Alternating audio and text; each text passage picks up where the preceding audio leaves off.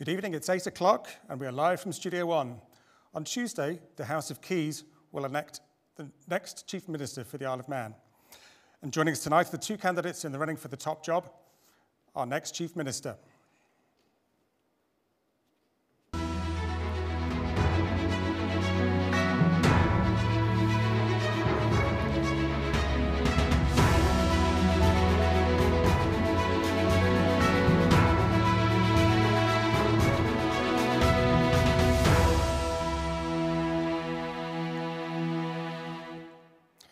Hello and thank you for joining us. Tonight's programme is being filmed in front of a live studio audience who will be putting forward a number of questions for our candidates.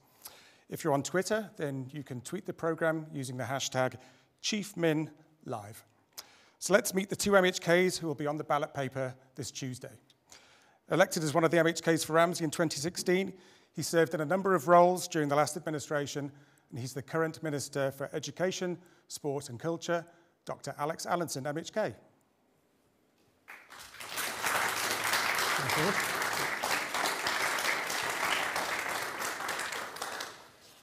Following in the footsteps of his father David, our next candidate was first elected to the House of Keys in 2011. He has since been re-elected on 2 occasions as one of the 2 MHKs for Aaron Michael. He is the current Treasury Minister, Alfred Cannan, MHK.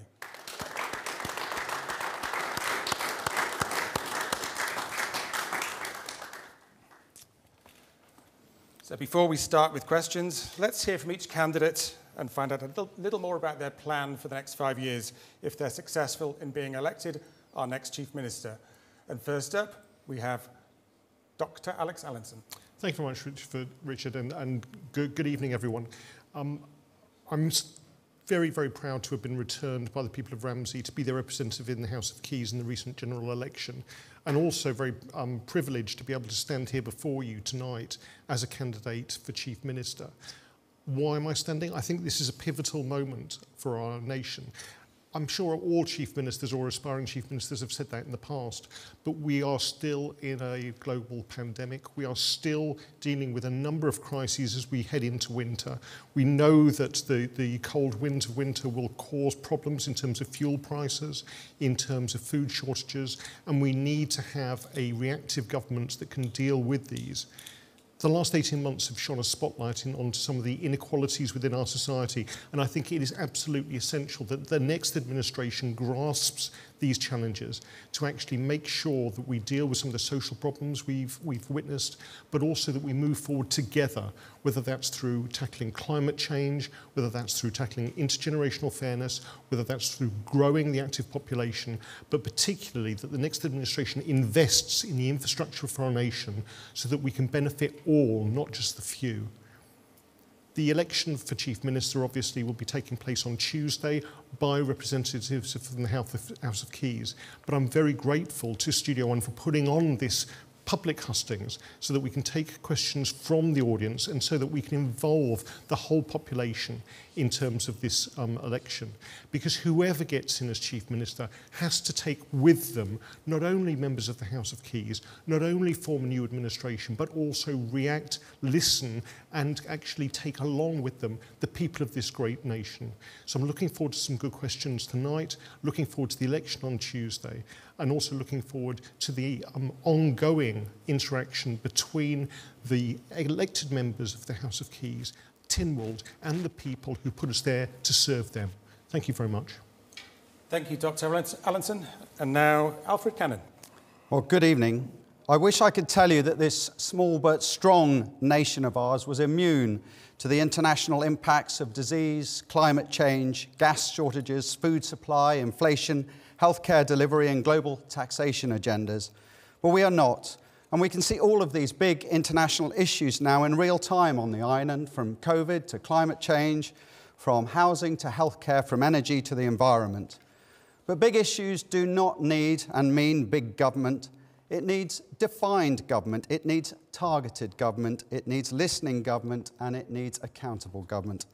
That is why in my manifesto for this role, I have set out some proposed initiatives to help enhance strategy and policy decisions, which include the need for every minister to report annually to the public and Tynwald with a report on post-year delivery and also with their future intentions. They also include a commitment for an annual debate and an island plan debate in Tynwald, and for a proposal for government and public interaction and to hear public views on key issues. That is why I've also set out in the manifesto how government could and should work more cohesively across departments to deliver the services that we need in a better, more focused way, learning from the experiences of COVID as to how policy and strategy can be formulated and delivered quickly and efficiently through cross-government action. But a government should not just listen to itself.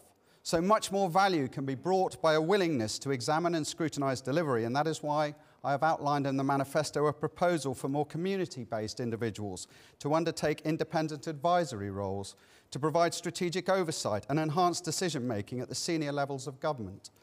So much expertise in our community is potentially wasted. In terms of priorities, economic growth and job creation clearly remain at the forefront of providing us with the security that we need to maintain and improve our island home. But current economic conditions, including inflationary pressures and energy costs, will provide a significant challenge for the next administration. Throughout my tenure as Treasury Minister, I've sought to react to the austerity policies that were causing so much damage when I came into office in 2016. And I have endeavoured to put budgets and create budgets that put families first. I've increased personal tax allowances, putting us ahead, not behind, of our UK counterparts, increased vital benefits such as child allowance to help support hard-working families, and increased preschool credit values to bring more support to young parents, and taken bold decisions, such as that to write off £95 million of the MUA debt to stabilise our utility bills. We must continue to put people first, and Tynwald must rise not only to meet the challenges, but to deliver on our opportunities. I'm looking for a government that creates and delivers on the ground and to the front line and contributes to the future success of our island. That is the framework my manifesto sets out. That's what I'm seeking to deliver through an inclusive and collegiate leadership, and that's what is needed to build a secure, vibrant and sustainable island for the future. Thank you, Alfred Cannan. And now to questions from the audience. And our first question is from David Cowan, who is a student. David, your question, please. Good evening. Do you believe that there is a lack of accountability in government? And if so, how do you think that it should be dealt with? Okay, and I'll address that to Dr. Allinson first, please. Thanks very much for the question, David. Lack of accountability. I think there should be more accountability. I don't think there's a complete lack. When you say in terms of the government, I think there are two aspects to that. You've got elected politicians and the way they interact, both with their constituents and with the government as a whole, and also with Tynwald in terms of answering questions. And then you've got behind them the civil service, which is meant to implement the policies and strategies agreed by Tynwald. I think politicians as a whole are accountable. However, I think there has been a deficit in terms of the lines of communication, particularly using the media, which is why I'm quite happy to join the session tonight. At the start of the last administration, we had the Paradise Papers, and ever since then, the role of the interaction between government and the media seemed to go astray. I think we need to reset that. We need to use the media both to convey messages, but also get feedback from people in our society. So there's that side of accountability. The other side is obviously with the civil service and the way that they should be accountable for providing the outcomes that government want and that have been agreed by Tynwald and our constituents. And I think there we need to make sure that we have clear lines of accountability from chief executive officers upwards to the chief secretary, that is done in an open and transparent way so that when key projects aren't delivered on time, there is an explanation for that. There is a clear apology if necessary, but there's an explanation for that. And I think if we can embed that culture of honesty and openness and reinvent that, I think we'll go an awful lot further in terms of rebuilding some of the trust, both within Tynwald and between government and our community, because that trust is essential for good governance as we move forward. Thank you. Alf Cannan? Yeah, there's clearly a lack of accountability, but I think it runs deeper than that. And I think this also comes to how we actually shape our policy and talk about our delivery in a more open and transparent way.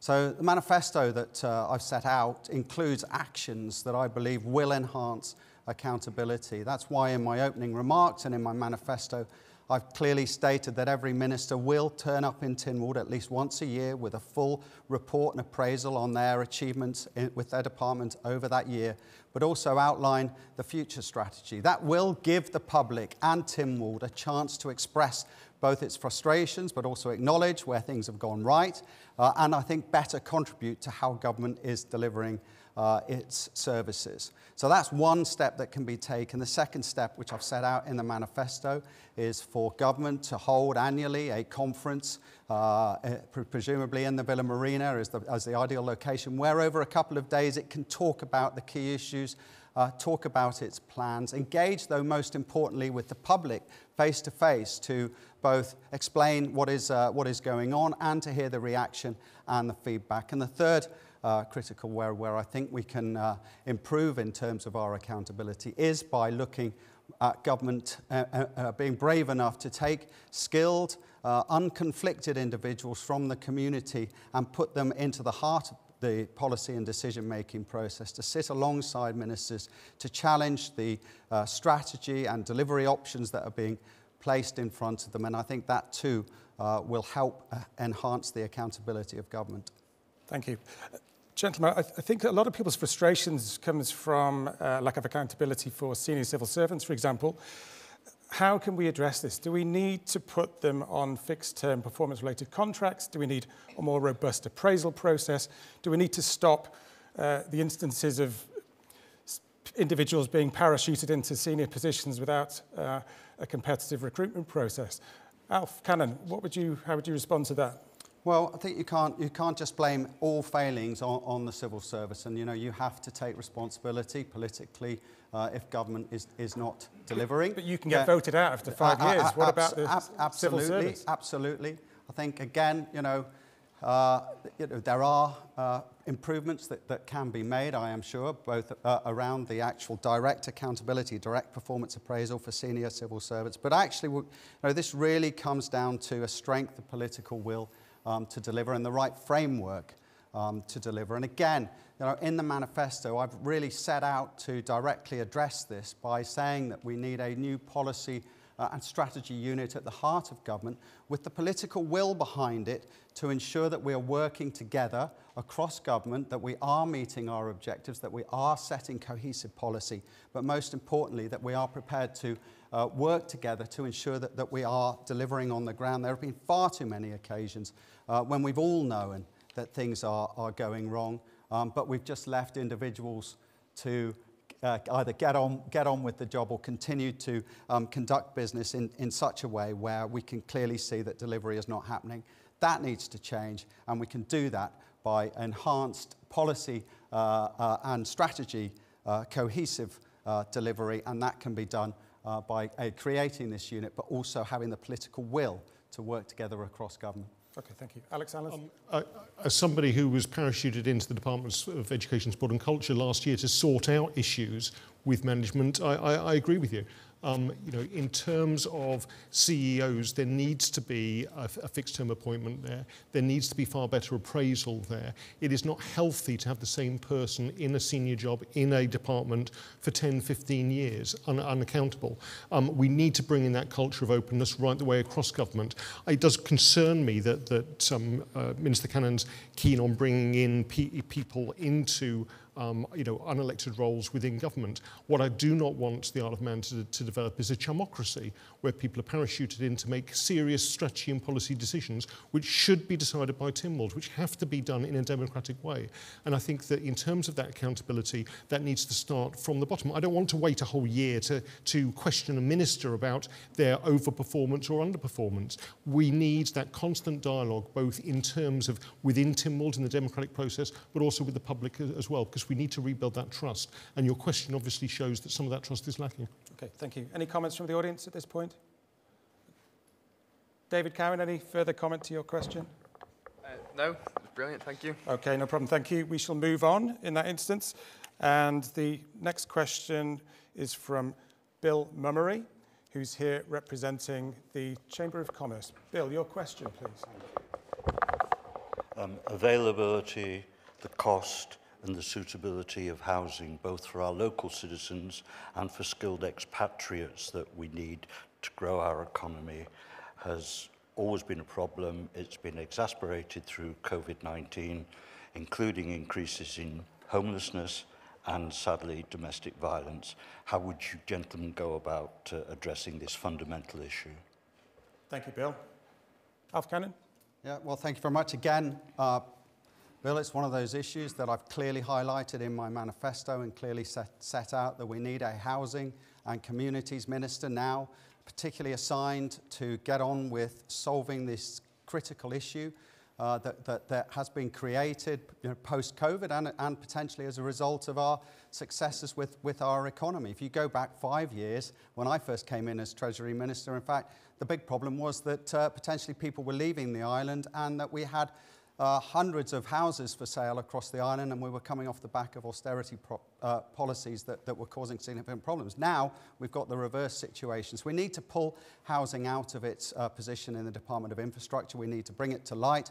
We need to create the policy and work on the decision-making process around what is actually going to resolve these critical issues. And there's a multi-layered approach to delivering it, but it's a vital issue, and it's vital that we get on and tackle that. And the point that I was making about having and engaging with skilled experts in the community, there will be people who are non-conflicted, who will be able to bring this sort of experience. And so it concerns me when I hear that government shouldn't change, that we shouldn't engage more with expertise in the community, that we shouldn't be brave enough to start taking a step to bring forward skilled expertise, to start delivering not just the policies, because the policies are shaped in Tynwald, and it's clear that Tynwald will want a resolution on this.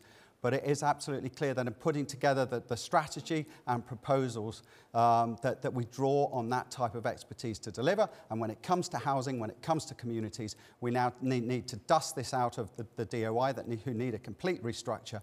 And we need to bring it to light and bring it to life with a new Housing and Communities Minister.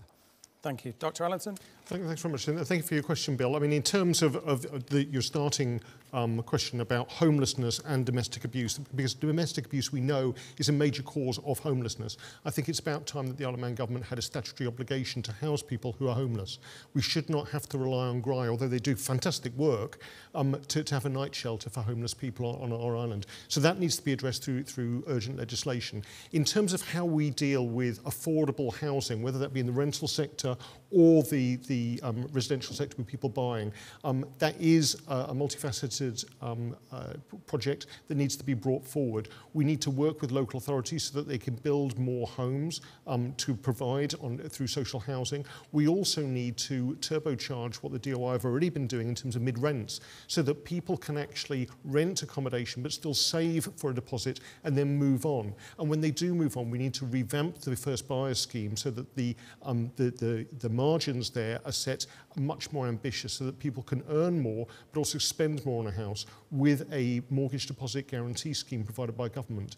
At the end of the day, we want to grow the active population of this island. We have to grow the active population of this island if we're going to tackle some of the demographic crises that not only affect us but many developed nations. And to do that, we will need to build more houses. But that housing strategy has to be linked with planning as well. We cannot just build on greenfield sites all the time. We have to be inventive in terms of revigorating our inner city areas, perhaps transferring those properties that are currently used for office space that people don't need anymore because they're working from home into far more affordable residential areas and residential space as well. So there's a whole range of things we can do, but we need to do that as a coherent policy and really try to provide accommodation for those people on the Isle of Man who need it, but also, as you said, for those people, particularly key workers who need to attract to the island to provide the social services we depend upon. Thank you. Bill, any further comment? Only to ask very briefly, supplementary, of our 100% of our housing stock, there are three components. There's direct public housing, there is ownership, and there is private sector rental. Do you feel that that balance needs to be revisited as to those components? Yeah, absolutely. I mean, this is multifaceted. There are a number of areas.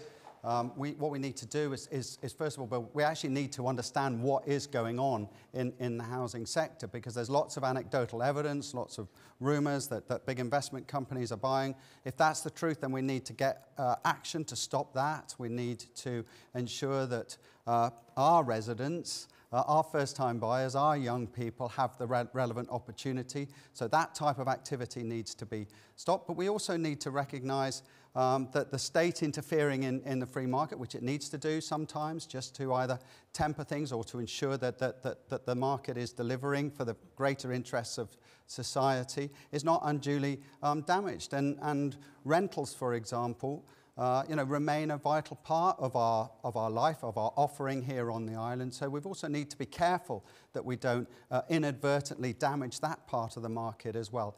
We need to take the evidence, but we also need to act. There is absolutely a need now to start building and to release land if it's feasible, brownfield sites. There may be actions for the government to undertake in that respect. But we also need to ensure that we are delivering cohesive policy in that respect. And as I said, that's why we've got to dust these things down from the current structures and reinvigorate government with some new structures, some new cross-government working, and that will lead, I think, to the better decisions and delivery mechanisms that we need and address some of those questions that you're asking. Thank you. Dr. Allinson? Yes, I mean, in terms of the rental sector, I think we have developed an over-reliance and a culture that sets ownership as the key aim for everyone. I think we need to recognise that many other European countries, their rental sector, private rental sector, is far bigger. And actually, if we're going to attract people over here as a tester of the Isle of Man, that needs to be available to them. So I think the mid-rent scheme that the DOI have proposed, using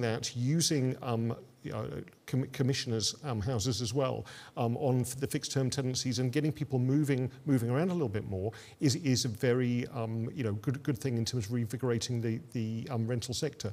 The other key thing, though, is looking at the Manx Development Corporation and how they can actually use new initiatives such as rent-to-buy schemes and actually manage to provide a real choice for people. The Landlord Registration Act that's now gone through is the first step towards raising the bar in terms of the private rental sector, making sure they're of a good quality, but we need to do further in terms of deposit guarantee schemes and also secure tenancies for people. But if we're going to attract people to our island, and we must do that, and we're going to retain people on our island, and again, we must do that, we need to make sure that government works with the private sector and the third sector to provide adequate housing for all the people on our island. Thank you. Should government be actively promoting, as it does now, the fact that you can invest in property if you're an off-island investor with no restriction? I think we need to be very careful about that. I mean, again, as Minister Cannan said, there is anecdotal evidence of people buying up properties here and causing a housing bubble, which we're living through at the moment. I've talked to the DFE, I've talked to the registry, and that evidence there is sadly lacking. However, new developments perhaps need to be prioritised for owner-occupiers, and we need to make sure that if there are large numbers of people off-island speculating in the Isle of Man property market, that government steps in and tries to control that. We've seen other jurisdictions, particularly New Zealand and British Columbia and Canada, bringing in taxes for people who are investing over here. If there is evidence that the outside investment is skewing the market and disadvantaging the people who live on our island and want to move to our island, I think there's the responsibility of government to step in and try to correct that. Thank you. Alf Cannan, your thoughts? Well, I think I've already outlined them in detail in terms of the responses that I've given, and the consideration to the level of action that will be needed. Should the evidence be present that type of activity is taking place on our island. The government must act responsibly in the greater interest to ensure that we look after our residents, but also do so in a way that we don't discourage economic growth on the island. Okay, thank you. I just want to come to a couple of questions. Just moving on a little bit to climate change. We've had a couple of questions about climate change come in on Twitter. This is from Andrew. Which candidate is going to commit to building an onshore wind farm at Snuff the Wind within the next 5 years, and within the next 6 months ban fossil fuel advertising and sponsorship? Dr. Allinson? Not me, I'm afraid, Andrew. Alf Cannan? Well, I think, I've clearly identified in my manifesto that climate change is a priority. for this island. It wasn't in Alex's manifesto, so it's hard to understand where he sits on this particular issue. But this comes down to the island setting out, in my view, the need now within the next 12 months, set out a clear roadmap to what it regards as its future energy security and future energy policy, determining exactly what we want from our renewable energy supply and how we want it to deliver. There is a fantastic opportunity at the moment, I think, for the island to look seriously at having its resilience enhanced by having its own energy supply, and we need to determine exactly how we can do that in a cost-effective way. We also need to set out, I believe, the right roadmap towards achieving that, one that is costed, so that we can properly understand the impacts on our community from achieving those goals. So whether it is onshore wind, whether it's offshore wind, whether it is tidal, whether it is solar, or whether and how reliance on interconnectors are brought forward,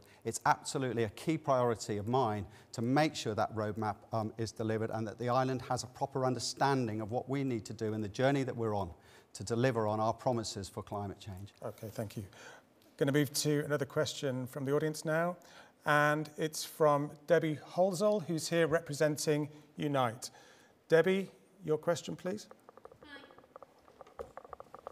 I'd just like to ask both of you, in your ministerial position that you've had, what did you feel that you succeeded very well and was very proactive in doing before COVID? And how will you address the working poor situation on the Isle of Man if you were successful in the Chief Minister's post? Dr. Allinson? Sorry, it was the worker pool, was it? Sorry? The worker pool situation. The working poor? Oh, the working poor. I beg your pardon. So first of all, in terms of me as a minister before COVID, I had about 3 weeks until COVID hit. So I can't particularly answer that question, apart from when I was brought into the Department for Education, Sport and Culture. It was quite obvious that listening to the workers, particularly the teaching profession, had gone astray, that the leadership had lost the trust of the people who were working in the education service. And one of my first roles was to meet with all the union representatives, introduce myself and say, I am here to listen to you. And I think we have managed to start correcting some of those cultural divides which were inherent in that department and which caused the loss of trust and a vote of no confidence, both in the minister and the entire senior executive of the department. So that listening and incorporating the voice of both employees and their representatives is key to driving this nation forward. In terms of the working poor, again, there are various aspects to that. You've got the whole idea of 0 hours contracts and employment rights. I think one of the times that we met when you'd first come into your post was at a committee that was set up by the Chief Minister to look into 0 hours contracts. The number of 0 hours contracts on the Isle of Man is relatively low at the moment, but what became quite evident was our employment law is completely deficient. Employees didn't understand it. Employers didn't understand it, even more worrying. So we need to urgently update our employment law to provide secure employment rights for all people, but also to address things like maternity, shared paternity benefits, sickness benefit, bereavement benefits, bereavement leave. We have to have that full gamut, because not only does that protect the rights of workers here, but also will attract people from elsewhere to come and work here. This should be the best place to work, the best place to bring up your children. In terms of then increasing earnings for people and increase the money they've got in their pocket, we have to align the minimum wage with the living wage. We have to make sure that benefits are aligned with the cost of living as well. And we have to urgently look at things like child benefit and the EPA, Employed Persons Allowance, to make sure that everyone isn't just making do, but everyone has a chance to prosper on this island and do better for themselves and their families. Thank you. Thank you. Alf Cannan? Well, when I came into my position in 2016, 5 years ago as Treasury Minister, the critical issue on the doorstep then, and now becoming very apparent again, really was this cost of living crisis, I think driven by 5 years of austerity policies that really had not in any way benefited society. That's why one of the very first budgets that we did raised significantly the personal allowances, the single biggest rise in personal allowances in living memory, some £2,000 increase in personal allowances. That's why we continue to raise personal allowances throughout the course of the administration, to give people better opportunities, to allow them to earn more money tax-free. That's why also we increased targeted benefits such as child benefit, 15% rise over the lifetime of this administration, to really help low to middle income families with the support mechanisms, and a number of targeted fitted increases. And that's why we've worked hard on things like EPA to make sure that it is suitable for those on lower incomes, to help support them back in to work. And I'm proud of the fact that we've got the lowest rates of unemployment for 20 years. And in fact, leading up to COVID, had embarked on a program of targeted support, but also targeted investment to increase the opportunities on the islands for business and for workers. And of course, during the COVID period, it did fall to the Treasury to lead and deliver a package of measures that really did protect our working families in so many different ways. But the best thing that we can do to continue that is to ensure that our economy is strong, that we create the diversity of opportunities in so many areas, but more importantly, that our education and training opportunities give people the opportunity to enhance their lifestyles, to enhance their earnings, to train into different areas, to bring more value to them and their employers. But also we need to make sure, of course, that our welfare is appropriate. I've acknowledged that there are areas now that the government needs to review. There is a review of national insurance underway, that we will be discussing the national insurance scheme and benefits over the coming year, and things like, for example, maternity benefit needs to be examined incredibly carefully. But benefits need to be proportional. They do need to be aligned more to the cost of living. But our biggest thing that we can do is to make sure that our economy is strong, that there are job opportunities for our people, that everybody is receiving the best education that we can give them. And so there really is a number of interlinking policies, Debbie, that will enable people to push forward and improve their lifestyles when they find themselves under pressure. Thank you. Debbie, any further comment? You can have as many policies and procedures in place, but unless you've got the people who's willing to work and commit to something, you will never have that. And while you strive to make this island great, you are losing people in the droves. So you have to commit, and you have to make that good commitment to actually keep the young people here, to make sure there is housing affordable for them, pull them out of a benefit situation because they are topping their actual earnings with a benefit at the side. And I think what I would love to hear from you as prospective chief ministers is that you go out and you speak to these people, because you have certainly not got your finger on the pulse from where I stand. Okay, thank you, Debbie. We're going to move on to the next question now, and this is from Catherine Harmon from Think Tank. Catherine, your question, please. Hi. Over 75% of respondents to the recent Chamber of Commerce Think Tank election survey identified that the recruitment of suitably experienced and/or qualified staff, both on island and off island, is a concern at the moment for their business. How do you propose to tackle this apparent recruitment crisis? Thank you. Alex Allinson. Yeah, I mean, we've already been talking about the standard of living here, and just increasing tax thresholds doesn't help the low paid. So we need to make sure we have a decent, vibrant economy that can provide those well-paid jobs for people. Also, unemployment and underemployment are very important concepts. Yes, we have very low unemployment, but we do have people who have to do 2 or 3 jobs to make ends meet.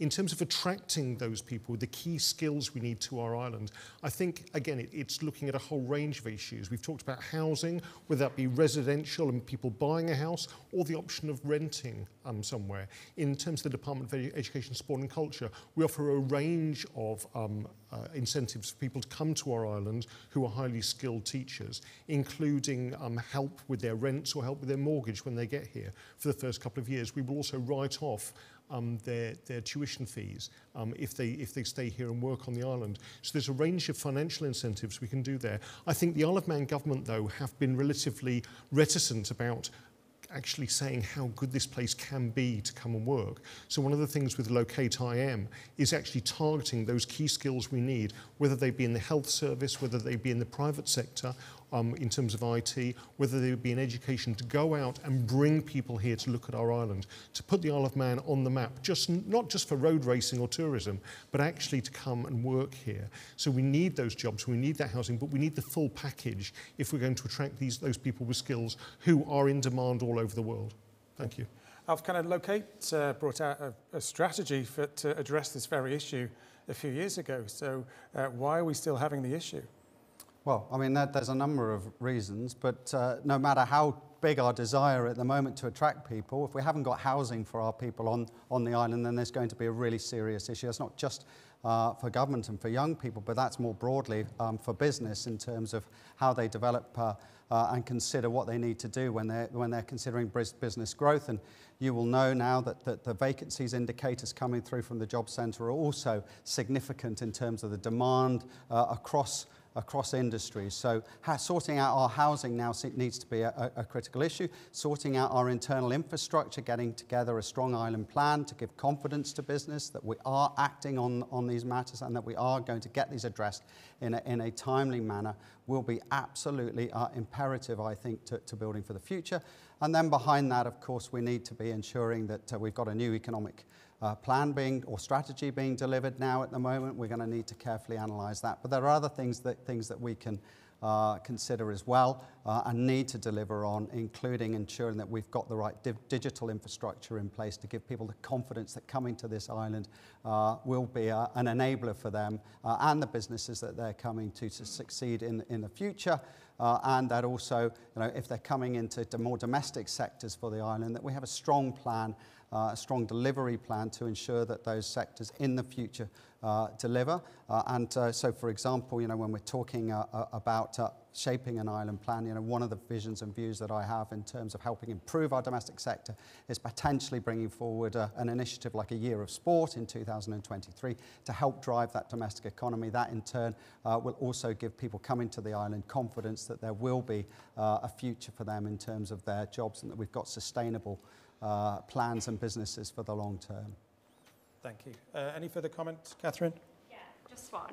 We've talked a lot so far tonight about how to make the island an attractive place to live and to keep workers to stay here. We've talked about housing as a big issue. How do you both factor in higher education funding and costs as a reason for why families might want to leave the island and students might not want to return? Alex Allinson? Over to me as Education Minister, because we had a review of student awards. And hopefully we'll be coming to Tynwald in October, November with a revised scheme. When you look at the education funding here, we actually offer far more to families than we do in the UK. But talking, for instance, to consultants at Nobles Hospital, one of the key reasons they came here in the past was that we actually didn't charge tuition fees, several years ago. I think we need to look at the entire package of education, the way we offer it to people, so that we can incentivise them to come over here, put their kids through education here, and then if they need to go across, that they can go to universities and that can be funded. We've managed to make sure that people going to some of the Russell Group are now charged home fees. So we're breaking down some of those barriers that previously existed from coming to the Isle of Man. But again, if we're going to attract people here, we need a world-class education system. We need that extra investment in our schools right the way through, from preschool to primary, secondary, and then tertiary education. The work that's currently being done at UCM to provide on-island courses or access to distance courses that people can study on island, not have to travel across, makes this a really good place to come and have a family and allow them to grow up. But I think it is the fundamental right of graduates, if they want to leave this island and pursue a career overseas, that they do so. What we need to do, though, is see why they won't come back. And a lot of the reasons, actually, when Treasury have looked into them, are because the jobs just aren't here for them. So we need to create those jobs here so that we can entice them back. But we need to have the right pay and conditions, whether that be accommodation, the actual salary they get, or some of the national insurance holiday schemes we've had to entice them to come back. Alf, Cannan? Yeah, and it was my pleasure as part of the Economic Recovery Group that I set up to sort of lead on the economic recovery to seek to create 1,000 new training opportunities across this island, and it was great to see some enhanced initiatives around graduate internships, and expand some of those schemes, but also put in new schemes such as the Learning Company up at UCM to give people the ability to interact more with businesses, to establish and build those relationships, but also understand what they might need to do as returning graduates to come and fit into the island, and where those availability of those roles might be. In terms of what we're offering our graduates, I mean, I think broadly, we have a different structure. Of course, they get loans in the UK, and over here we broadly pay for graduate education, except for a small amount of loan money that is requested.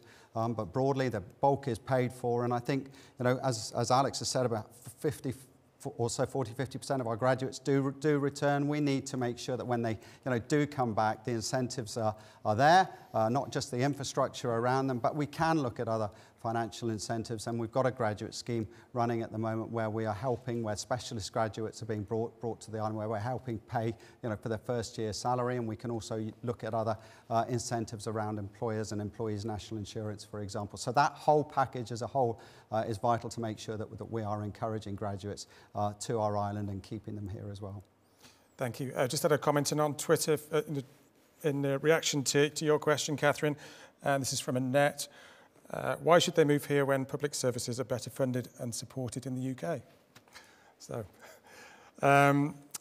we shall move on. Time is pressing. So the next question is from Jennifer Horton, who's here representing the Institute of Directors. Jennifer, can we have your question, please? Thank you, Richard. And a question for the future Chief Minister. Although the Isle of Man doesn't feature prominently in the recent Pandora Papers, do you see the increasing focus on the global tax and regulatory authorities, on the likes of the Crown dependencies, as one of the biggest threats to the Isle of Man businesses and the economy? And if so, what can we do to reduce the threat to the island, either internally with policy change or externally with dialogue with the UK and elsewhere? Thank you, Jennifer. Alf Cannan, I've said in my manifesto, Jennifer, that sort of international relations are one of the key requirements for a future Chief Minister, but of course you have to balance that without losing the focus on delivery on our domestic agenda. I think we've worked as an island incredibly hard over the last decade or so in terms of building these relationships now, in terms of looking for progress, particularly with our financial services industry, in terms of moving away from the old reputation as a tax haven and moving now to a responsible agenda as an international business centre. We've tackled some of the big issues on base erosion, profit shifting and substance. We've worked with the OECD, we've worked with Westminster, we've talked about and delivering on an open register of beneficial ownership. We need to keep working with the international community to ensure that we are delivering on expectations. But we also need to ensure that we are standing our ground where appropriate. We don't need to bend over every single time there is a whiff of a problem in the air, but we do need to consider how we might responsibly react, if at all that is needed. So I'm actually very supportive of the position that we are in. The latest move for the 15% headline rate will be brought in, I am sure, on the island. We will commit to that, but that impact will affect one or two very, very top-end businesses on the island, and we will continue with our current structure of income tax. So my commitment will be to work carefully and closely with international partners to build those relationships, to understand the direction of travel and to act responsibly as an island to make sure that we have a sustainable economy for the future. Thank you. Dr. Allinson? Yeah, I mean, in terms of the old mud that was always slung at us that we were a tax haven, I'd hope that those days are gone, because a lot of this, this administration that we've just finished with, a lot of the things that they've been doing in terms of beneficial ownership, in terms of tax transparency, have gone a long way to try to correct those. The signing up, we're one of the 136 countries to sign up to the new OECD a platform. Pillar 1 will deal with those corporations with worldwide turnover of 20 billion. That's probably not going to affect an awful lot of companies here. And Pillar 2 looks at those with a net profit of 250 million euros. So it's not going to affect a lot of the small and medium-sized businesses that actually are the heart of our economy. And what it will do, though, is put us on a level playing field with a lot of our competitors. British Virgin Islands have signed up. Liechtenstein, Luxembourg, Switzerland have all signed up. So I think that some of the tax regulations that are coming in actually give us a bit of an advantage, because we can use some of the things that we have on our island to actually attract businesses over here on a level playing field. I mean, we talked a little bit beforehand about climate change. It's not in my statement, because the climate change pathway is set out in the Climate Change Act that's been passed by Tynwald. What we need to do is actually deliver on that, so we can attract those companies that want the green credentials by supplying them with 100% green energy. We can attract those people who want to live here with affordable housing, with decent education and a health service, and a beautiful countryside that they can enjoy. That is how we break down these barriers to be seen just as a bit of a tax haven. The days, unfortunately, of people arriving with a suitcase of money are well gone, and if they do arrive at Sea Terminal, they're normally picked up by the police fairly quickly. Thank you. Alf Cannan, over the past 5 years, how do you think the island's reputation has it grown, or do you think it's fallen back somewhat? How are we perceived by international bodies at the moment? Oh, I do perceive the island's reputation as having grown. As I said, we've committed all the way to the international agenda. I think more recently our open commitment to an open register of beneficial ownership will further enhance our standing, and we do not want to shy away from agendas around transparency, particularly in money laundering and crime when it comes to the island. So we've made a huge amount of progress in that respect. And I think our financial services community have stood up incredibly well to the pressures, have reacted maturely and sensibly, and have reshaped and redesigned their business. And when it comes particularly to the substance regulations, which now mean the days of the brass plaque are really truly coming to an end, actually it's been a benefit to the island. That's why the Economic Recovery Group's move to commission and properly analyse our economic base and our economic strengths at the moment, but also look at where we can find our future opportunities is the right thing to do, and why that the government must take seriously and look seriously at the recommendations to ensure that we build a strong international outward-looking island with opportunities to develop careers and opportunities to develop new businesses seriously. We must take that seriously and translate that into real action. Thank you. Dr. Allinson? I mean, when I first moved over here, we featured in an episode of The Sopranos where Tony Soprano needed to launder some money, and he took it through the Isle of Man, and apparently it was absolutely clean by the time we finished with it. Those days are over.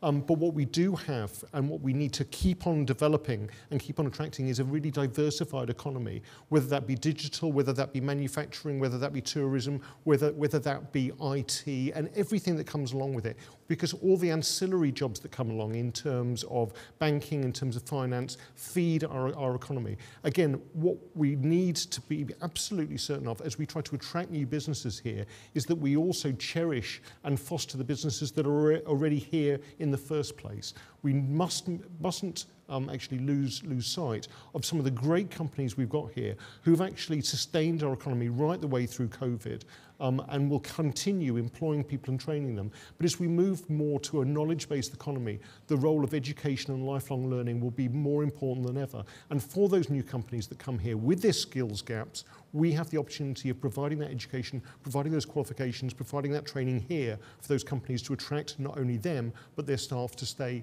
here and actually make it their home. Thank you. Anything to add, Jennifer? Thank you. Our next question now is from Neil Mellon from the Isle of Man Food Bank. Neil, your question, please. Thank you. Gentlemen, many third sector organisations have seen a massive rise in demand and response over the last 20 months. They're now preparing for what might be the perfect storm. You've already mentioned rising costs of heat and fuels, the rising costs of transport fuel, costs of food and goods in general, all coupled with potential reduction of supplies. Now add to this the background of COVID-19 and the emotional pressures of Christmas only being weeks away. How would you each ensure that government stops talking about working with the third sector and actually engages actively with them to agree strategies to address the issues of the cold, the hungry and the homeless, and particularly the growing number of the community who are now suffering from chronic long-term low income. Okay, thank you, Neil. Alf Cannan? Well, first of all, the third sector has an invaluable role in terms of our island. And you are right to highlight some of these challenges that I have set out both in my manifesto but also in my opening remarks this evening. And they are critical issues. So the first thing is that government does need to consider how it is supporting those people across our community we recognise as exposed, more exposed perhaps than others to these issues. And we really do need to consider how we are reacting from a social welfare perspective and what support should be enabled within the parameters that we've currently got to ensure that people are being properly sheltered and protected from some of the ravages. So that particularly when we come to energy supply costs, then we need to ensure that, for example, we're paying enhanced winter bonuses, that we consider we might repeat that exercise at least twice, and we consider whether we expand some of those initiatives out more broadly, rather than just to the people that are targeted to receive it under the existing legislation. I think also, I have talked about how we should enhance our mechanisms for delivery by looking at skilled individuals from across our community. So whether that be in Treasury and Social Security or whether that be in the actual delivery of healthcare, we should be able to liaise more effectively and understand different opinions. And government by itself is not always correct. So actually interaction and liaison with individuals across our community is hugely important. And again, I set out how we can enhance our policy decisions in that respect. And also, we should not be afraid to bring these issues out into the light. The Poverty Committee report that was delivered by Tynwald in June brings forward some valuable suggestions. Government has committed to many of those suggestions. I think it's important that we get on and deliver that, but also important that we continue to make sure that this issue is discussed in an open and transparent manner, Neil. Thank you. Dr. Allinson? The first obvious thing is that those third sector organisations that are actually contracted with the government have a long-term contract. It's not a year's contract which is renewed each year, and each time you have to go through justification of the amount of money that comes from government. We need long-term investment in the third sector and a long-term commitment also from government to support the third sector. In terms of this coming winter, I would like to see Treasury coming through with a statement of intent about fuel poverty. It's always been there. It's obviously going to be exacerbated when October Tynwald is asked to approve a 27.5% increase in gas prices, when we know a lot of people in the commissioners' houses and public sector housing use gas, and we're incentivised to use gas as well. We need to make absolutely certain that they don't lose out on £30 to £40 per month at the same time as we know whether all the other the stresses that occur around Christmas time in terms of the price of living and the cost of living on our island. In terms of the comments you made about food shortages, one of the things that the last 18 months has shown us is the need for us to be self-sufficient. We can't rely upon the United Kingdom and other places across to provide us with everything we need. So I would like to see the sort of buy local message really incentivised. And I know that the Treasury have been working on a Love Isle of Man card scheme, which will actually make sure that the spending is kept on Ireland to support our local economy. But in terms of some of the problems with poverty and the effect on mental health, in the same way as we've had an economic regeneration plan, we need a mental health regeneration plan. We need to put that money into the third sector and also into social care and the health sector to provide the support for people when they need it, early intervention to stop chronic mental health issues, which then can lead to suicide, self-harm and long-term unemployment as well. So we need to invest not only in our economy, but also in the minds of the people who live on this island. Thank you. Neil, any further comment? Yes, thank you both. I would like to hear some sort of commitment to ensuring that whatever policies and procedures you either have to use or introduce in the future, that whatever happens, the children are protected. Children become victims of different exercises by government departments. So, for example, where benefits have to be either reviewed or investigated, the suspension should not result in children missing out on some of the benefits, such as free school meals. And that does happen on the island, and we do regularly see children hungry in school. I mean, if I can answer that, if you don't mind, Richard. What was quite apparent during the pandemic was the reliance of some families on free school meals. That was, in some cases, was the only time those children got a warm or hot meal. And I think that, as I said, the whole pandemic shone a spotlight in terms of some of the inequalities which are hidden. And they're not hidden due to ignorance, they're hidden due to people's pride. People are proud on this island. They sometimes don't want to ask for help. They don't want to ask for charity. They shouldn't have to. In what is quite a wealthy society, we should have a benefit system that is responsive, reactive, and provides the standard of living that people require and actually deserve on our island. So I completely agree with you that the benefits, and what came out of the Poverty Committee, benefits need to be twigged to the cost of living on the island, not just kept at some arbitrary level and then increased in line with another arbitrary level in terms of 0.5 or 2% when Treasury deem it's necessary. Thank you. Mr. Cannan, I just want to you, a comment from Mary. Any plans to create a COVID recovery fund for third sector frontline addiction and mental health services?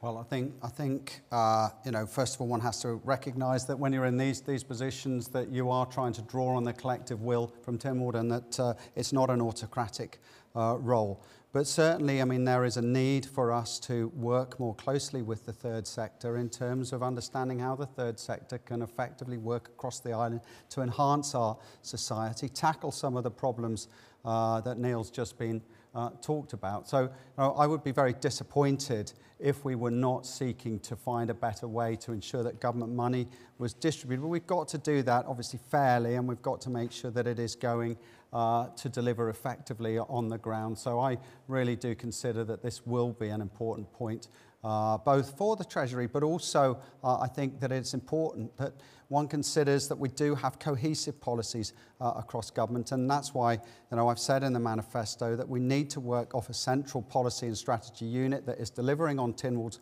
wishes, but is also ensuring that we get the priorities right, but we work more closely with our community in a variety of different ways. I don't think it's a matter of having isolated funds, whether it's COVID recovery or poverty. I think what the pandemic has shown is we need departments right across government to work together to provide solutions for what can often be complex issues. Poverty is not just Treasury, it's not just Department of Health and Social Care, it's not just education, it's everyone's issue. And we need a set budget to deal with poverty in the same way as we need a set budget to deal with mental health. What I am concerned about by Minister Cannan's comments is the centralisation of power within the Cabinet Office, because what we need to do is actually have very much a democratic mandate from Tynwald and an openness to deal with these problems right across government rather than having the silo mentality that unfortunately has persisted. And what we need to do is break that down so we deliver the outcomes that people not only demand but they deserve on this island, whether that be trying to end poverty, provide affordable housing or deal with mental health issues. But Alex, that things need to change. You can't just carry on with the same structures that you're proposing. But centralising more and more power within the Cabinet Office is not change. I'm not talking about centralising power. I'm creating a much better one government that delivers across, that cohesively gets on top of the policy issues. COVID taught us, one of the great things with the Economic Recovery Group, for example, was that it did work across government to deliver. We've seen from Economic Recovery Group how we can enhance our working, but also one recognises with numbers of departments and ministers that you do continue to get this silo mentality. So if we're not prepared to address it, we're not prepared to find different ways of working, then we're just going to carry on, despite the warm words, we're just going to carry on delivering the same old government time and time again, and it doesn't really matter who is delivering the best verbalisation in terms of the warmth that you believe are the right policies. We need to ensure that government is delivering, and we can't just carry on delivering with the same structures, because otherwise tradition and history will show us that we continue to end up with the same age-old problems. And that's why, when it comes to leadership, we need a collegiate leadership, a listening leadership, one that is prepared to bring people together with the political will to overcome some of these problems and ensure that our delivery on the ground really does make a difference to the lives and problems that our citizens face, but also creates the opportunities for them to succeed in life. Okay, I think we have a comment from the audience. David Gorn. Thank you, Richard. I'm very encouraged by the responses to both candidates from that question from Neil, and also by the commitment which has been given to involve, if you like, more cohesively the community and to bring people in to support government. Some years ago, we formed the Manx Economic Development Forum, which brought together the unions, government, and the third sector to discuss and debate matters of mutual interest. That, for whatever reason, was discontinued. It strikes me that what Minister Cannan has just been describing and what is set out in the Chief Minister Community and Engagement Report echoes that and emphasises the need for the third sector to have more voice directly into the heart of government, which has been lacking. And if we are to bring that tremendous input from the third sector into this to push forward the poverty report and other issues such as the current climate situation with fuel, etc., then it's imperative that we have something similar to that introduced at an early date, and I would welcome the candidates' observations on that.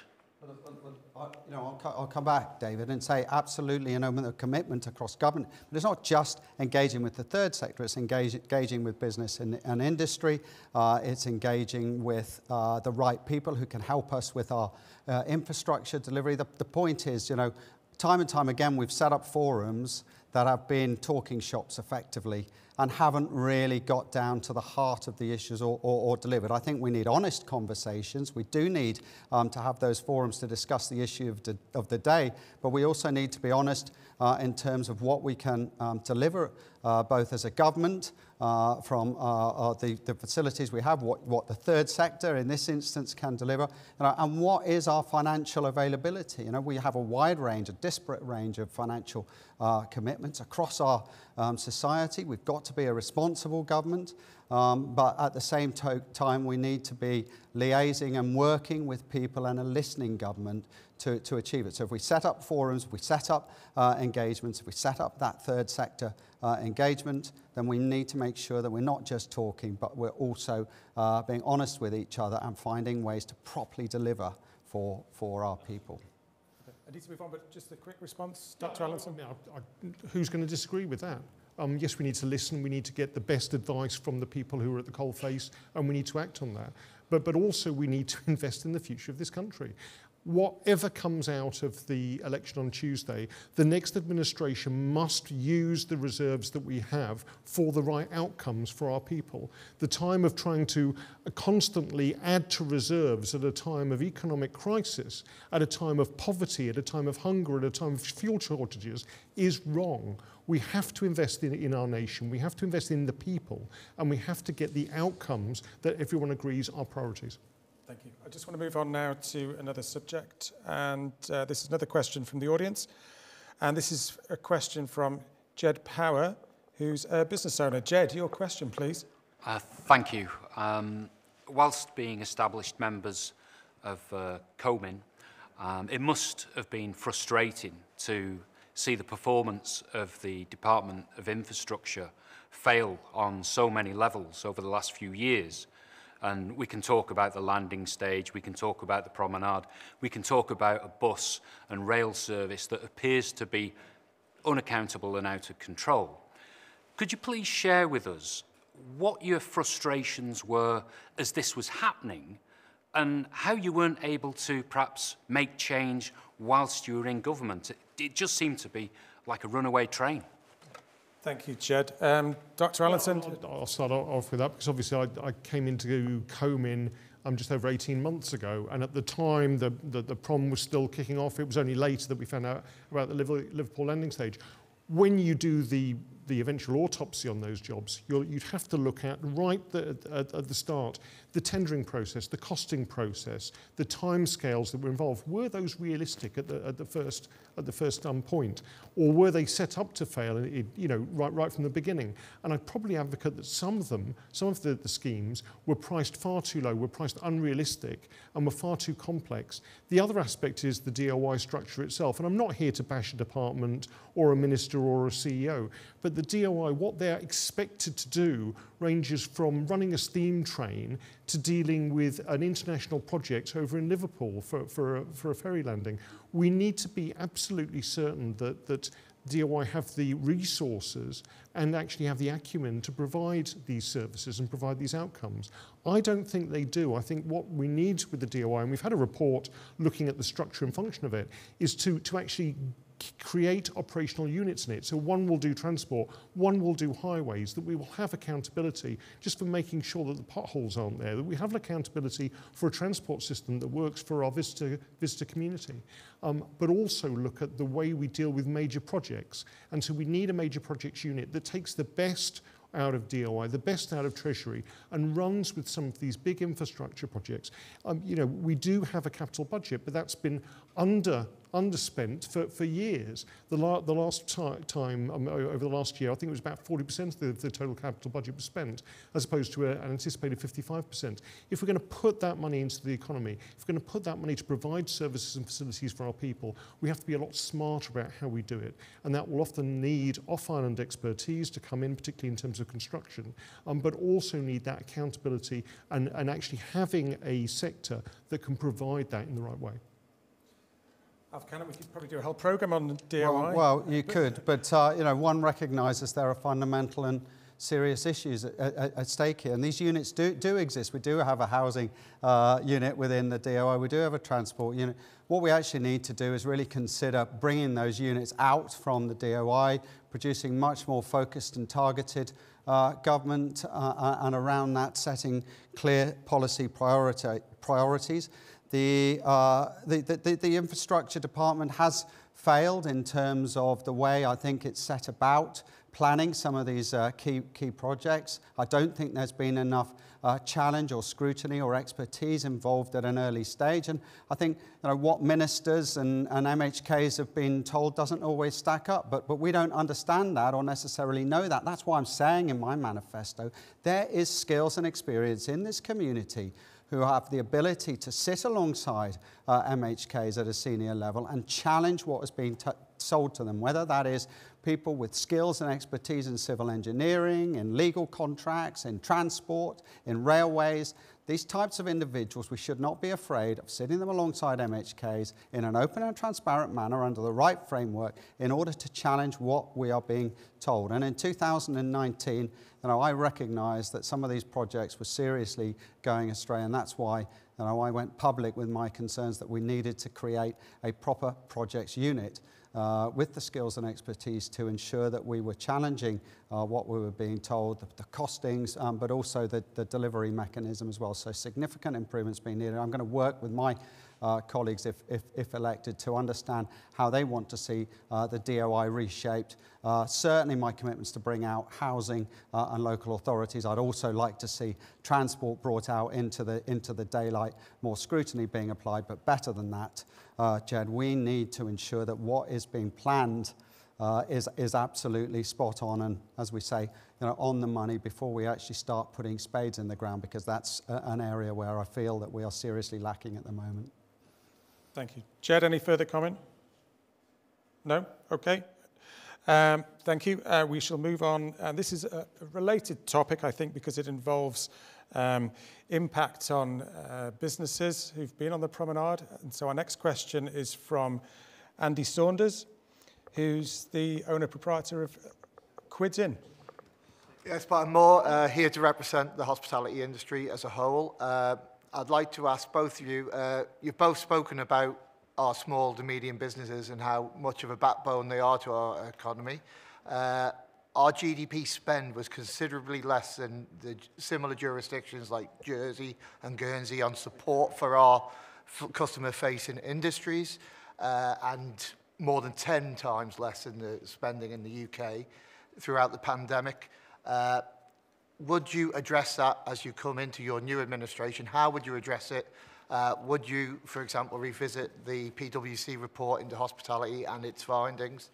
And would you commit to keep reviewing your spending and the support packages for these businesses as we rebuild, because they are the heart and soul of our communities, and we need to make sure that they survive and help us to revitalise our towns and our areas around? Thank you, Andy. Alex Allinson? Yeah, I thank you for your question. I mean, I was surprised by the reaction to the PwC report and the way it was, the results of it were perhaps undermined in terms of the importance of small and medium-sized businesses on the Isle of Man. They not only employ a large number of people, they are part of the package we've been talking about to attract people over here. People want to be able to go around Douglas, go out for a pint, go out for a nice meal, have that nightlife economy. Without that, we're not going to attract all the people we've said that we need to come here. We're not going to recruit graduates to stay here either. So I think it's inherent that sector is nurtured. In terms of how you do that, again, there are a whole range of different ways you can do it. Part of it is looking at rents, part of it is looking at the training support, some of the work that's been done in terms of licence premises, and the new licensing act that comes in hopefully should reduce some of the overheads and allow more creative ways of actually developing the licensees and how they can work in new ways to develop new offerings, whether that be pop-up bars and things like that, in addition to the premises you already own.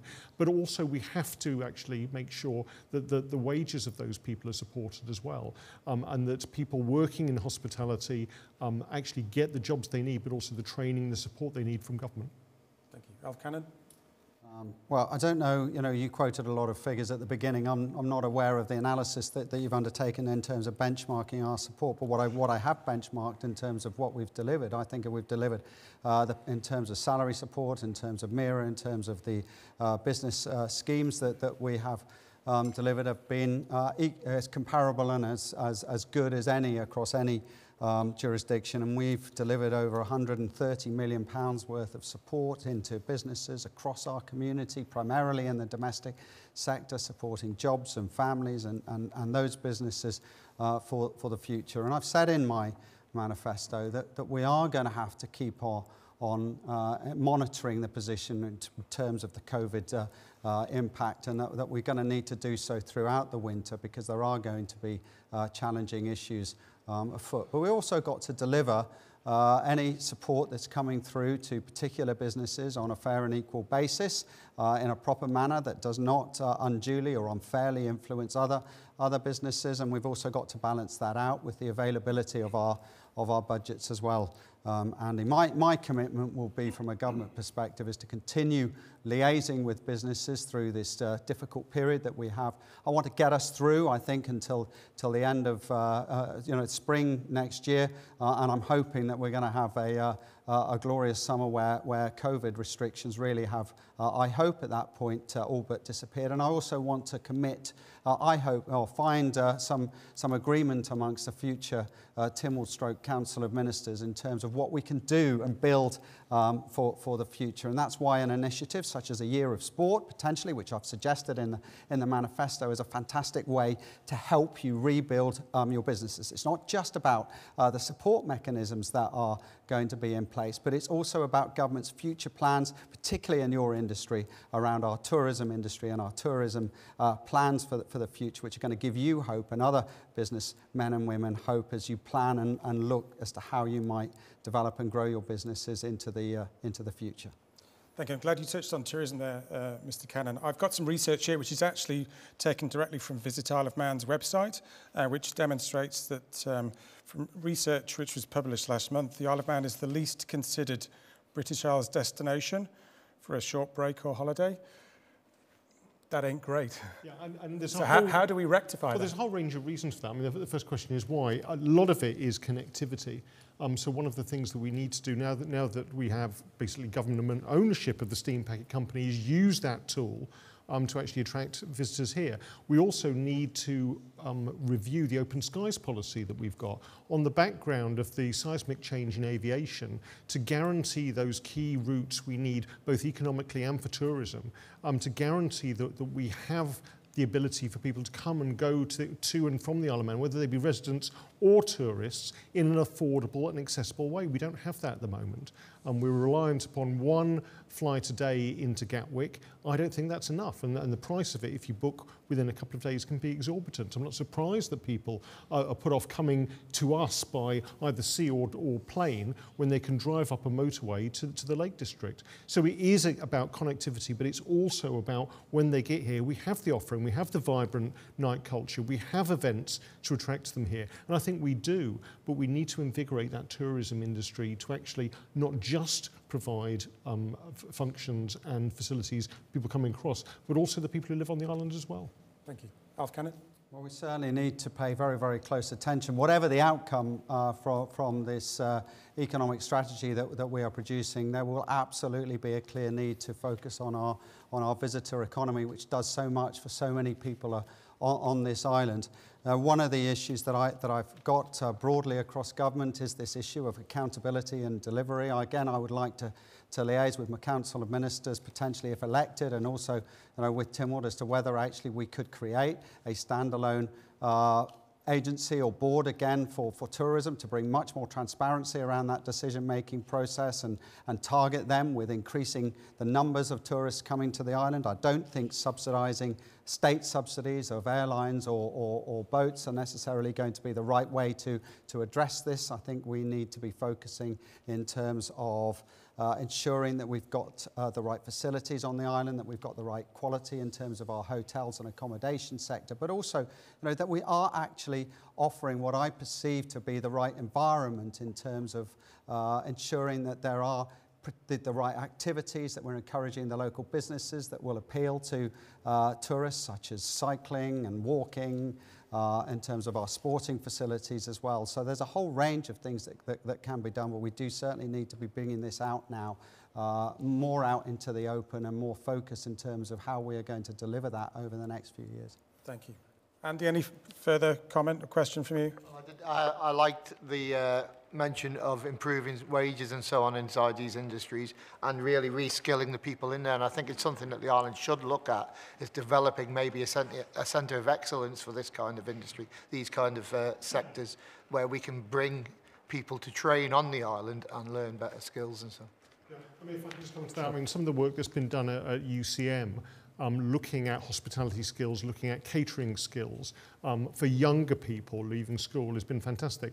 What we need to develop, though, in terms of a lifelong learning strategy, is reskilling people to go back into hospitality rather than coming out of hospitality going into other jobs. And there's some really nice niche markets that we need to explore. Croupiers, for instance, there's very few training opportunities for that right across the UK. Not that I necessarily want too many casinos in the Isle of Man, but we can actually use the Isle of Man, the expertise we have at UCM, to allow people to come over here to train and hopefully keep some of them to be employed here. Thank you. Okay, we're going to move on, and we have a question from Barry Murphy. Barry, your question. Good evening, thank you. Good evening, Ministers. It's a three-part question, please, so I'm going to read it out. Should Honourable Tynwald members vote in favour of a provisional 27 to 28% increase in gas prices? Please explain why. Should the government consider nationalisation, if necessary, of the supply and provision of gas here on the Isle of Man? And please explain why. And what can be done to help gas customers that are and will continue to struggle with gas bills, particularly through the winter period? Okay. I think Mr. Cannan? You've asked three parts to that question, Barry. I think the answer to the first part might naturally impact what happens to the second part, but I don't want to prejudge that. I think first and foremost, without prejudging a Tynwald vote, I think the first thing is there's some very serious questions for Manx Gas to answer around the current situation, and particularly I'm going to want to know, as our other Tynwald colleagues are going to want to know, why they have not taken any formal business precautions such as hedging the price of gas. Many other businesses hedge their prices when prices are stable to ensure that they've got a solid business plan in front of them.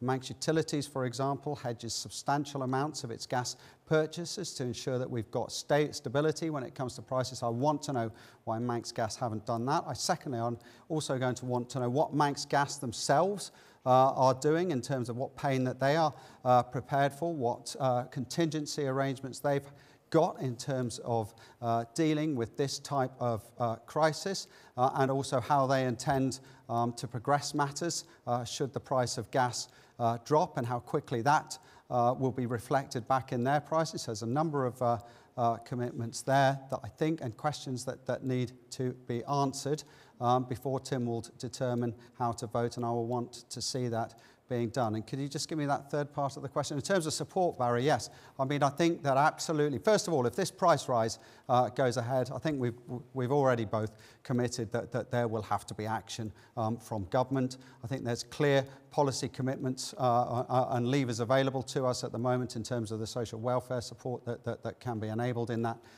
respect. And then there's going to have to be a broader conversation about whether government should commit potentially to other mechanisms that might help and protect people from such a substantial price rise. But of course, it's not just on the Isle of Man that we're seeing this kind of leverage. The cost impact, the average cost impact is set at about £200 for 6 months, £400 per annum at the moment, and you can see that price impact, of course, coming across in the UK. So before Tynwald determines its vote, I think we need to get some proper explanation from Manx Gas. But it's not up to the government to bail out businesses.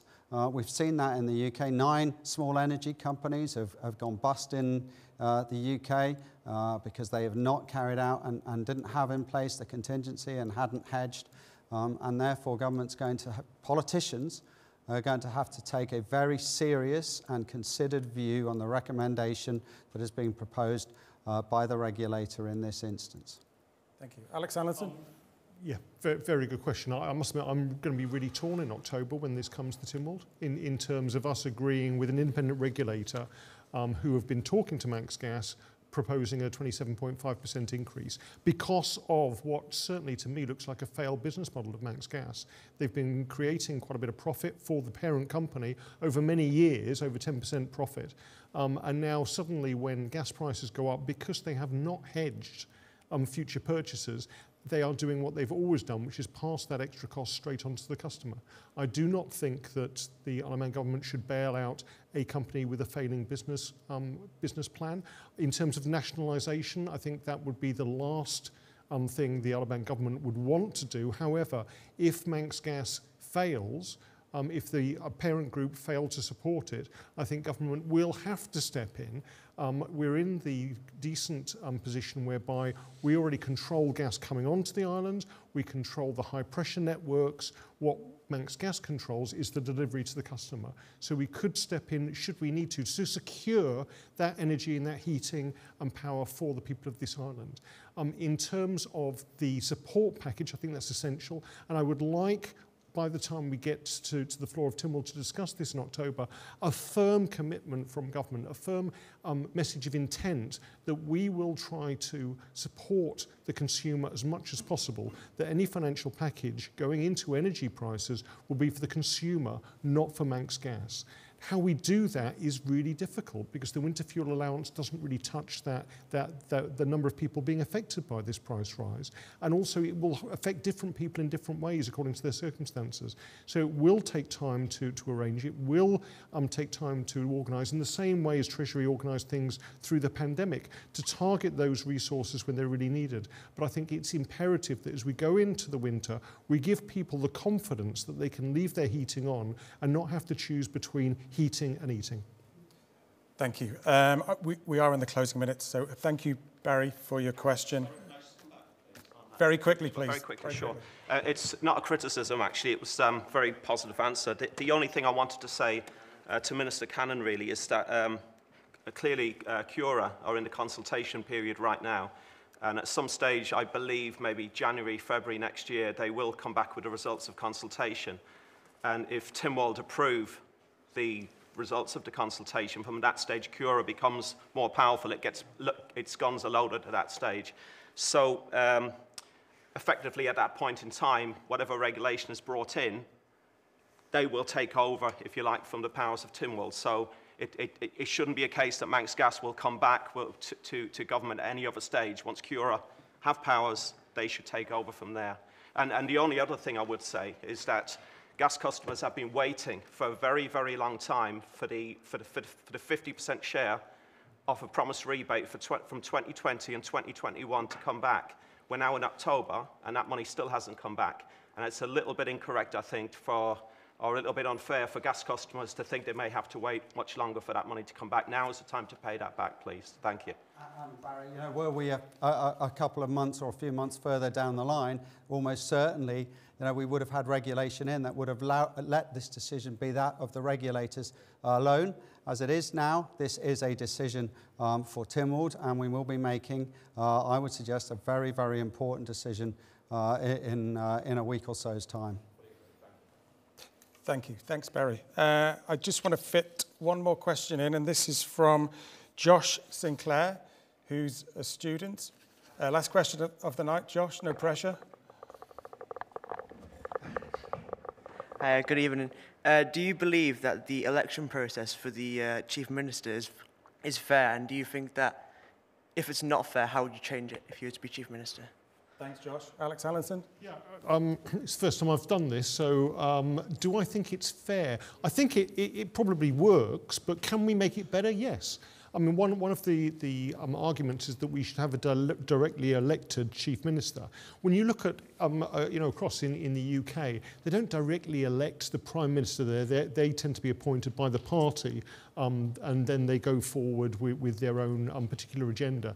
We don't have party politics here. We have mostly independents, and we have very much consensus politics, and I think that suits us. So how would you actually directly elect a Chief Minister? I think that would be really quite difficult. If in 2016 the person with the most votes was Chief Minister, that would have been me, coming in completely as a newbie without any ministerial experience, without any government experience. It would have been June Watterson, probably for about 3 terms running, which may have been a good thing. I'm not quite sure. I'm not sure June would have liked that responsibility. I think the system we've got works, but what we've seen through Tynwald and what we've seen through our Parliament is a constant evolution. On Tuesday, the Chief Minister will be voted in just by the elected MHKs, not the MLCs. I think that's a positive.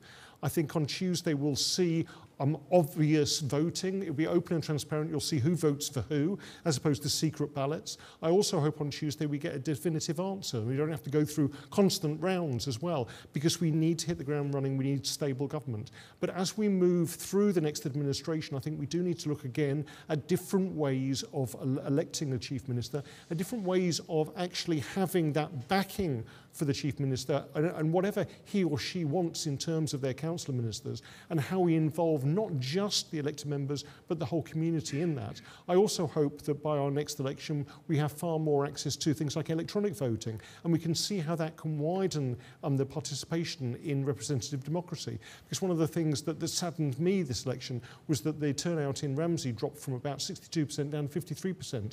We need to do a bit of an analysis, a bit of an autopsy in the election to see why some people didn't turn up and how we can increase people's voting overall, but also invigorate the processes after the general election in terms of choosing the next administration. Thank you. Thanks. Alf Cannan? Well, I mean, it is the process that we're currently following at the moment in terms of the House of Keys. It has been refined. It was Tynwald. It's now the House of Keys that is voting in the Chief Minister. And look, you know, what's absolutely important is that a clear manifesto is set out for delivery. Far too often in the past, warm words have come from future Chief Ministers, but no plans have been put in place as to how to improve policy delivery, how to engage more efficiently and effectively with their Tynwald colleagues, and how to properly scrutinise and ensure that scrutiny is delivered. And that's set out in my manifesto. 10 or so years ago when I became an MHK, the first Chief Minister election I was involved with involved Alan Bell and Peter Cannan, and I don't recall any public debate at all around the election of the Chief Minister. I just think that was a straight vote. It happened very, very quickly from recollection. 2016, there was slightly more public engagement because the Positive Action Group held an open debate, which I think was broadcast on the radio. And now we are undertaking 3 sets of public engagement in the full glare of social media and the ability to engage increasingly with the population of the island. I think there is now a serious question as to whether this should be taken a stage further and that whether actually the public should be trusted. Of course they should be trusted with voting for a mandate and a framework that is put forward by a future Chief Minister. Of course, around that, you'll need to think about what safeguards are in place to prevent a sort of dictatorship emerging. But I think this is a discussion that should be had in the next couple of years. It's really a parliamentary and public discussion that should be had. From my perspective as Chief Minister, it's about delivery and ensuring that I give people, if they're going to vote for me on Tuesday, the confidence that I'm going to deliver a listening, collective leadership that's going to deliver for people on the ground. Thank you very much, and thank you, Josh, for your question. Perhaps like Strictly Come Dancing, we should come back on Tuesday and do a bit of a results show. I have to speak to the Energy and Studio One teams about that. But we are almost out of time, but before we wrap up, I'd just like to invite each of you to have some final words on why you feel you're the right person to lead the island over the next 5 years. And this time we're going to start with Alf Cannan. Well, we've heard tonight there are important areas across all sections of society that need to be carefully and considerately addressed over the next 5 years. Economic growth and job creation clearly remain at the forefront of providing us with the security that we need to improve our island home. But alongside that, we must now carefully balance out the need for us to address the global climate change threat whilst maintaining sustainable public finances. Other vital matters include a global tax agenda, the delivery of healthcare across the generations, an urgent need for new affordable housing, and a COVID recovery plan that includes a strong focus on education. Of course, these challenges also present opportunities to make our island more secure and sustainable for the longer term. And there are many opportunities to deliver a greener, cleaner island, opportunities for new technology and enterprise, for tourism and leisure, to develop new markets, to build sustainable towns and villages, and to create a fairer society across the generations. There is, in fact, a decade of opportunity in front of us. But also in setting out a vision for the future, I recognise that words, whilst important, need to be backed up by delivery and sustainable financial plans. That is why it will be vital that at the earliest opportunity, the next government sets out a plan for the island that is focused on targeted delivery of services and accompanied by the appropriate budgetary plan. And of course, this plan needs at its heart a requirement for simplicity and to deliver essential services to a high standard. We must create an environment that we can be proud of and that gives people and businesses the freedom and platforms to succeed. 18 months ago, it fell to me to lead and put together in a matter of days the most comprehensive package of support and state intervention that I think this island has ever seen. The unique packages that we delivered based around salary support, the MIRA, the business support schemes have helped protect and support thousands of jobs across our island. And this vital support package was brought together by cross-government working and by listening to the needs of people and businesses on the ground. I want to bring forward that ethos and draw the very best from the collective will of the politicians to create a better society and a better island. My manifesto describes how a new, more open and transparent style of policy debate, formation and delivery can build a more secure, vibrant and sustainable island for us all. I seek to lead a proactive government that engages across the community, respects opinion, challenges where necessary, and that strives for success. A government where the core values of hard work, determination, fairness, and integrity lie at the heart of our approach and that seek to underpin its vision with thoughtful and impactful policies for a strong, caring, and united society, one government, building a secure, vibrant, and sustainable future for us all. Thank you, Alfred Cannan. Now, Dr. Alex Allinson. Oh, well, first of all, thank you, Richard, and thank you for the audience for coming out tonight. Tomorrow morning, Alf and I will be doing another hustings, and that will be in front of a rather smaller electorate of MHKs. And I suppose in some ways that's the important hustings, because that will allow us to actually paint the vision, the picture we have for the next 5 years. I think you've heard today very much a very similar impetus in terms of wanting to do better, wanting to build back, wanting to improve on our society. But people tomorrow, the elected representatives that the people of the Isle of Man have put into power, will have a decision to make between very much the agenda that's set out. I am here to try to get a socially progressive agenda set out, to try to break the mould of Manx politics, not only in the way it invests in the people of the Isle of Man, it invests in infrastructure, it deals with intergenerational fairness, it deals with climate change, but also to make sure that we heal some of the rifts we've had within Tynwald. Over the last 18 months, all of us have been dragged apart, and we need to bring people back together, both within Tynwald as a building, so we can have effective government for the people of the Isle of Man, but also to bring people back together who live on this island. It's incredibly important that we seize the next 5 years to be progressive, to move forward, to not look back, and actually to improve the lives of all the people that live on this island. So whilst I'd like to thank you all for coming tonight, I'd also like to speak directly to those people who vote for myself or Alf on Tuesday. Please read the statements we've written. Please think about what your constituents put you there for. Let's look for progressive change for this island. Let's move forward together and make sure nobody is left behind. Thank you and good night. Thank you. And thank you both very much for attending this evening, giving us your thoughts and your ideas. It will now be over to the House of Keys, who will vote on Tuesday who they see as their next Chief Minister. Thank you to our studio audience for coming along, and to you at home for watching and sending your comments via Twitter. Thanks for watching. Goodbye.